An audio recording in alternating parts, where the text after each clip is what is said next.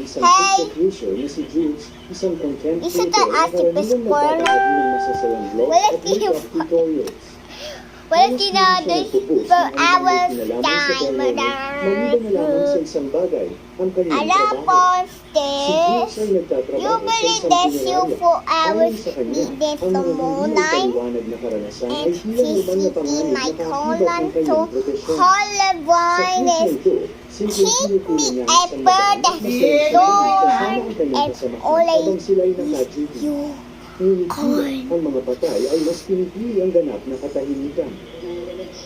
We got this kumol. You never know this. Okay, what is being? Will you up this dad? Will you up this baby?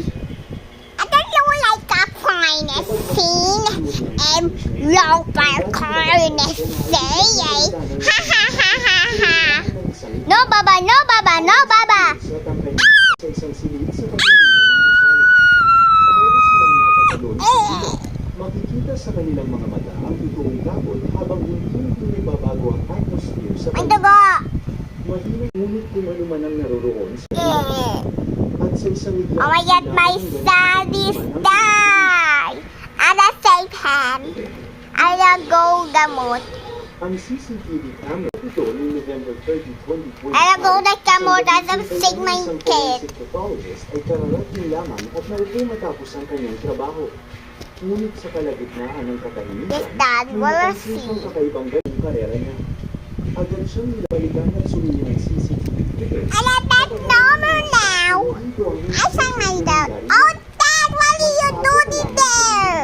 What are you doing there? The first out of the Lord. Mga pangyayari ito at mula noon, wala na sa kanila ang nakakaroon What is ng my kaligtasan sa lugar na yun. Dad! What? Ang nakakatibig balay ng video na ito ay in-upload sa isang forum itong pinayang Gising na! Damahaga na!